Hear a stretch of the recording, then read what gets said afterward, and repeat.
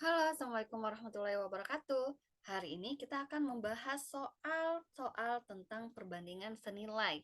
Nah, sebelumnya kita harus tahu dulu apa sih perbandingan senilai itu. Nah, jadi untuk perbandingan senilai itu ketika satu variabel bertambah, maka variabel lain itu ikut bertambah.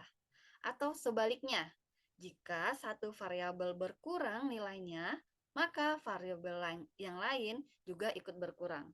Contohnya seperti ini. Nah, di sini ada kain dan ada helai baju, potongan baju. Nah, ini kenapa dikatakan perbandingan senilai? Karena jika kainnya semakin bertambah, maka potongan baju yang dihasilkan juga semakin banyak. Nah, atau sebaliknya, jika panjang kainnya itu sedikit, maka potongan baju yang dihasilkan juga sedikit. Maka dari itu, soal ini disebut dengan soal perbandingan senilai.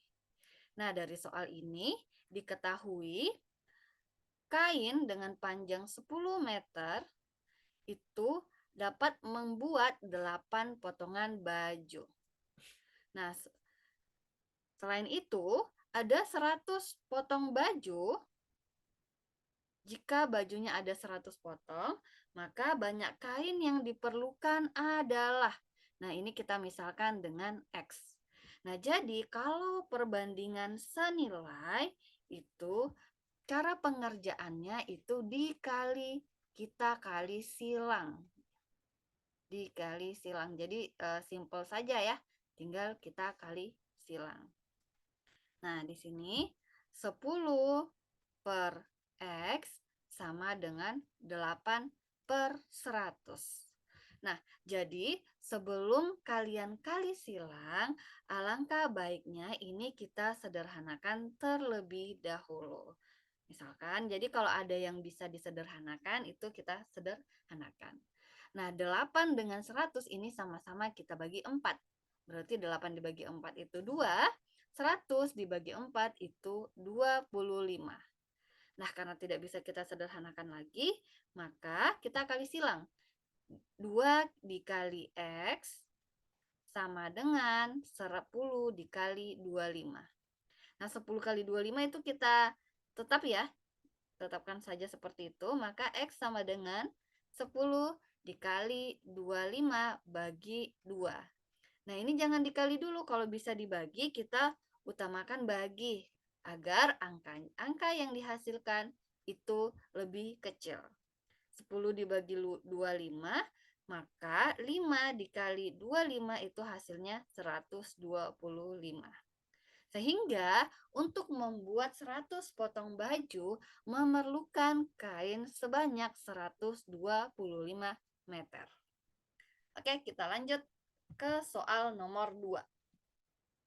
Resep kue menggunakan campuran telur dan tepung.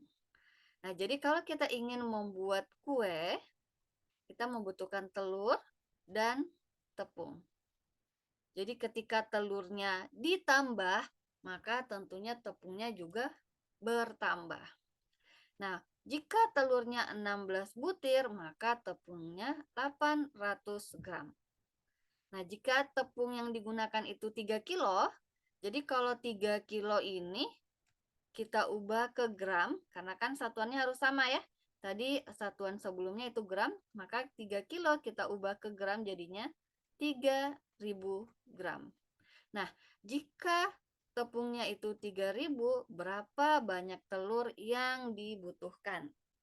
Nah, ini juga perbandingan senilai karena telurnya bertambah, seharusnya tepungnya juga ikut bertambah agar kue yang dihasilkan juga semakin banyak. Nah, ini tinggal kita kali silang saja. Kita tulis dulu 16 per X sama dengan 800 per 3000. Ini kita coba sederhanakan terlebih dahulu agar nilainya lebih kecil. Selanjutnya kita kali silang.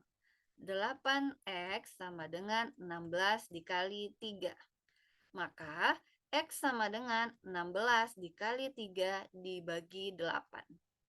Sehingga ini kita sederhanakan dulu. 16 jika kita bagi 8 itu hasilnya 2. Selanjutnya 2 dikali 3 hasilnya 6. Sehingga banyak telur yang dibutuhkan. Oke, ini 16 dikali 3 dibagi 8. Oh, ini bukan 3 ya, tapi 30. Nah, di sini ada angka 30, berarti banyak telur yang dibutuhkan itu sebanyak 60 butir telur. Sehingga jawaban yang benar adalah, oke, di sini tidak ada jawaban yang benar ya, jadi opsinya itu salah. Oke, kita lanjut ke soal nomor 3. Jika seekor ayam rata-rata bertelur sebanyak 25 butir per bulan, berapakah jumlah minimal ayam yang harus dipelihara untuk mendapatkan 1.200 butir telur? Jadi, di sini ada ayam dan di sini ada telur. Nah, jika satu ayam menghasilkan 25 telur, maka berapa ayam yang harus kita pelihara agar mendapatkan 1.200 butir telur? Nah, ini juga perbandingan senilai, karena semakin banyak ayam yang dipelihara, maka telur yang didapatkan juga semakin banyak. Nah, jadi tinggal kita kali silang, kita tulis dulu 1 per X sama dengan 25 per 1.200. Atau 25X kita dikali silang ya, sama dengan 1 dikali 1.200 itu 1.200. Sehingga X sama dengan 1.200 dibagi 25. Nah, sehingga X sama dengan 48. Jadi ayam yang harus dipelihara minimal sebanyak 48 ekor. Sehingga jawaban yang benar adalah yang A. Nah, kita lanjut ke soal nomor 4. Masih tentang perbandingan senilai. Sebuah pohon yang tingginya 5 meter, berarti di sini ada pohon, mempunyai panjang bayangan 8 meter. Jadi kalau tingginya itu 5 meter, maka panjang bayangannya 8 meter. Nah, jika pada saat bersamaan, anak berdiri di sebelah pohon, berapakah tinggi anak? Oke, kita anggap karena anak berdiri sebelah pohon berarti variabelnya sama ya. Berapakah tinggi anak jika bayangan anak itu 3 meter?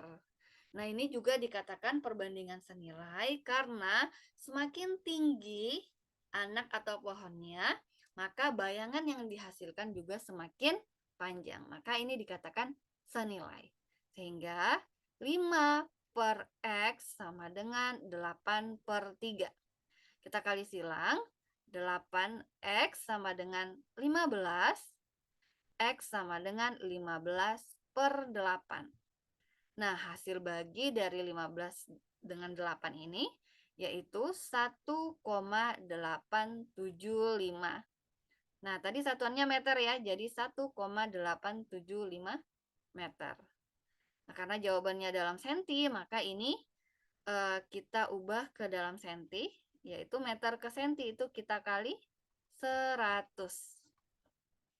Sehingga jawabannya menjadi 187,5 cm. Sehingga jawaban yang benar adalah yang D. Nah, ini merupakan contoh-contoh soal tentang perbandingan senilai. Nah, silahkan ya dipelajari. Pertemuan selanjutnya kita akan bahas tentang perbandingan berbalik nilai.